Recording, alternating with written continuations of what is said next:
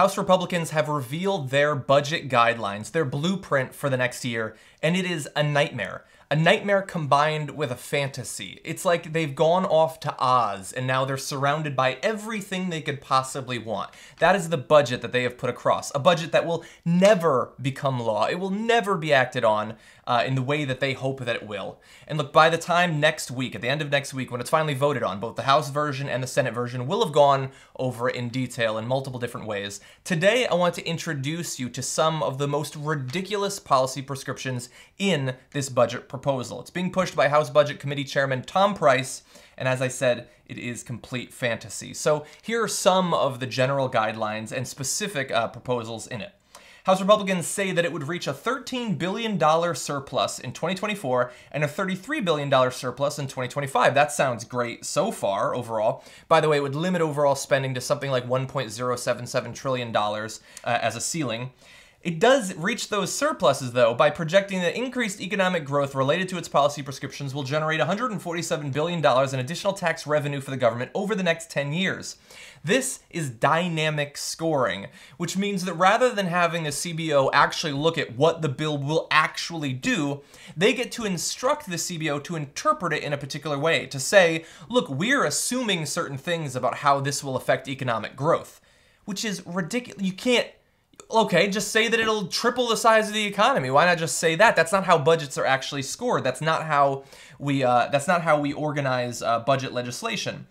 It does not itemize actual cuts that it says it will make, but it says it would reduce $400 billion in spending from Ryan's previous budgets. They're talking about Paul Ryan, who had done previous budgets for the Republicans.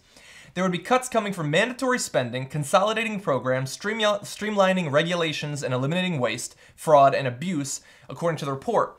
That's what they say every time. So understand that when they come out and they're going to be saying for the next 2 weeks that we have balanced the budget, despite the fact that we're going to be throwing all this extra money at the military, we've balanced the budget. They've balanced the budget using two complete and utter tricks. One, dynamic scoring, just making up fake economic growth that's going to happen.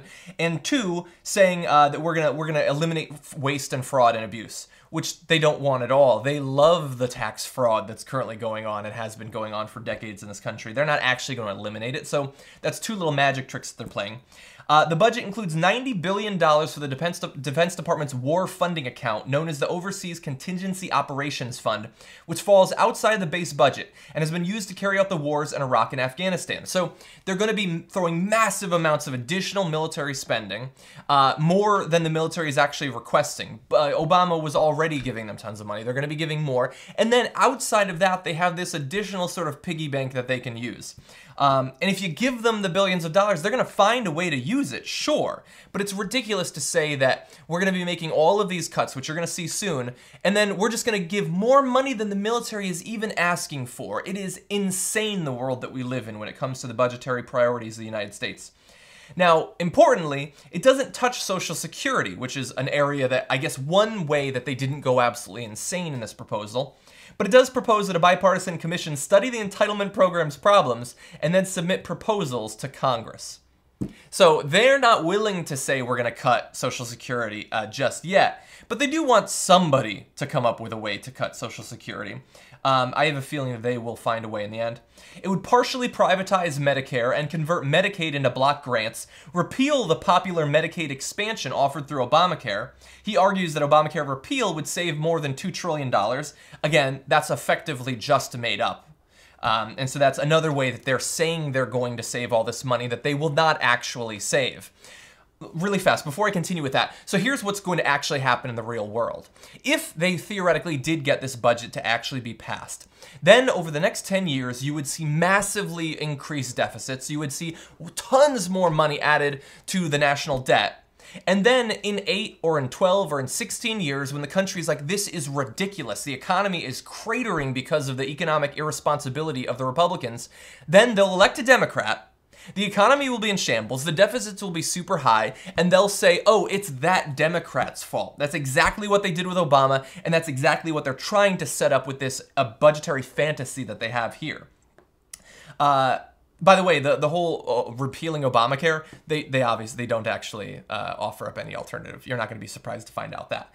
And they specifically add language in this budget proposal that would allow Obamacare to be repealed with a simple majority vote. Of course, they have to make it as simple as possible. By the way, also, and so when I say that this is a fantasy land and it's like them going through Willy Wonka's chocolate factory and choosing all of the budgetary candies that they like the most, get a load of this. The House budget would also repeal much of Obama's 2010 law regulating Wall Street financial firms.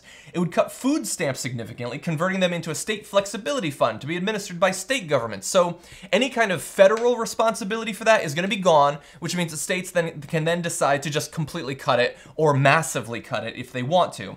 It would cut the size of Pell Grants, the popular federal financial aid program for higher education, one of the few ways that education is remotely affordable for many Americans is these Pell Grants, which already are not keeping up with the rise in tuition and cost of living for college students. They're going to further cut that. So food stamps, gone. Financial regulation, the Wall Street regulation, which is already 2-week sauce, gone.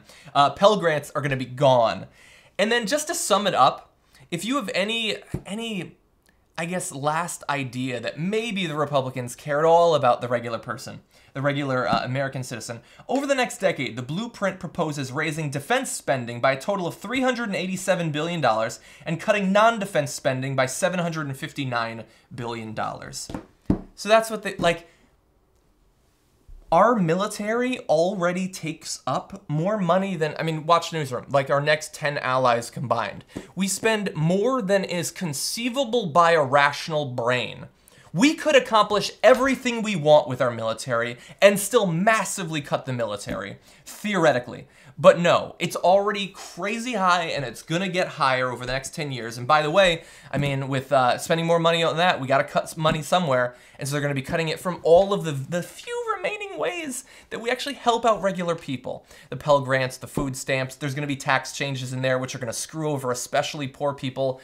Rubio's tax plan, which we'll be talking about soon, raises the minimum tax bracket for the poorest Americans by 50%. While cutting taxes for people making over $200,000. This is what the Republicans actually want for this country. Now, is it actually going to happen? No, it's not going to happen. The Senate is going to come out with their version tomorrow, I believe. Mike Enzi, the Senate Budgetary Committee chairman, is going to come out with his. They're going to talk about it for a week, mark it up, combine the differences and all that, and then vote on it.